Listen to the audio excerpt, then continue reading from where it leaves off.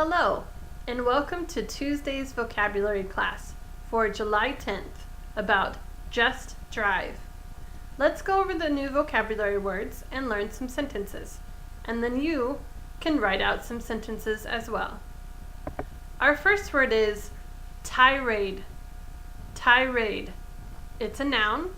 It means that you are focused on a topic and you feel so strongly about it that you talk a lot and maybe you act on it. I can say that many people go on a tirade about politics. They don't like what the government's doing or the president, and so they talk and they're really strongly, they feel strongly about that topic. So politics and religion are often topics that people go on a tirade about. Here's my sentence. His mother always goes on tirades about his room being so messy. Number 2, distraction. Distraction. It's a noun. Something takes your focus away from another task or subject. It catches your attention.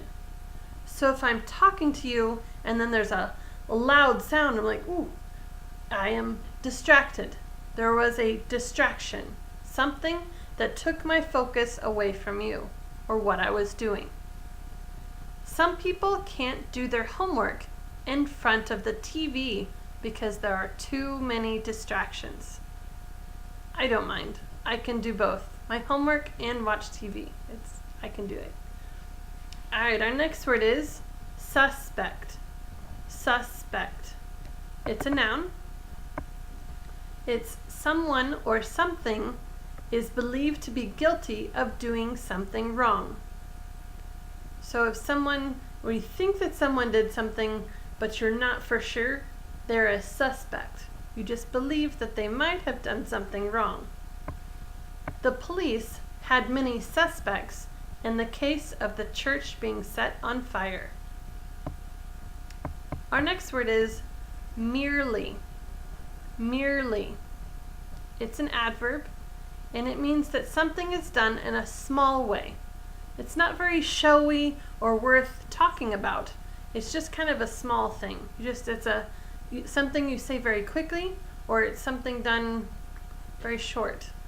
It's not something very big.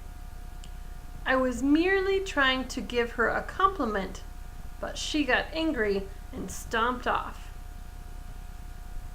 Next is swerve. Swerve. It's a verb. It means to not go straight. So maybe you're going straight, but you quickly head off to one side and then maybe you turn back to going straight. So you're going straight and then whoa, you swerve. Okay? He had to quickly swerve to avoid hitting the cat that was running across the street. Our next word is curb. Curb. It's a noun. The street is built up about 6 inches on each side where the sidewalk is. So you have the main road, and then on the end, where the road ends, it goes up just a little bit. And this is where people walk. So when you're walking, and you come to the road, sometimes you have to go down a little bit, and then you walk in the road and then go back up. That drop is where the curb is. It has a lot to do with rainwater, and it can affect that as well. She got hit by a car because she did not look both ways before stepping off the curb. Our next word is harsh. Harsh. It's an adjective. It means that something is strong or unkind. It's spoken or done with great force or anger. He spoke such harsh words to her that it made her start to cry. The next word is loathe. Loathe. I know you're not going to like this one. It's too hard to say. But loathe. There's different degrees of hate. So maybe you dislike something, maybe it's not your favorite, then you hate it and then you loathe it. And there's other words that we use to show the degree, but it's a form of hate. Okay? You strongly dislike something, you hate it, or you feel strongly against something. You loathe it.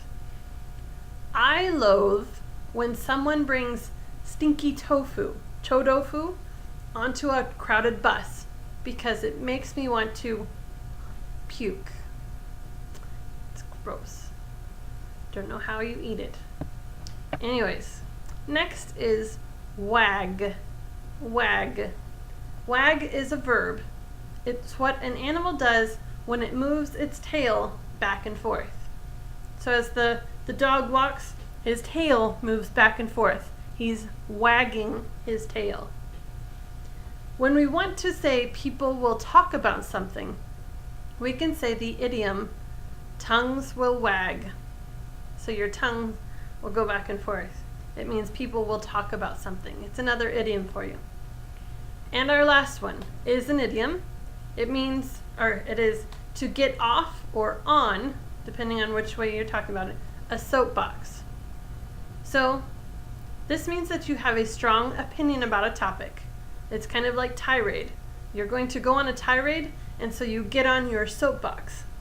You want to tell the people about what you're so strongly about, and you want to persuade them to agree with you.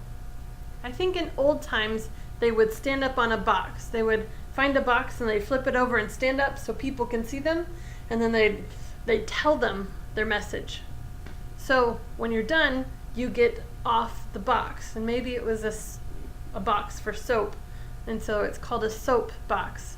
But it just means that you get on something, you want to say something that you have a strong opinion about, and then when you're done, you go, oh, okay, I will get off my soapbox. I'm done with my soapbox, and it just means you're done saying something that you had a strong feeling about. So there you go. Those are the vocabulary words for this week. Go back now and write your sentences. If you need any help, just email me and I'll help you. Have a good week. Thank you.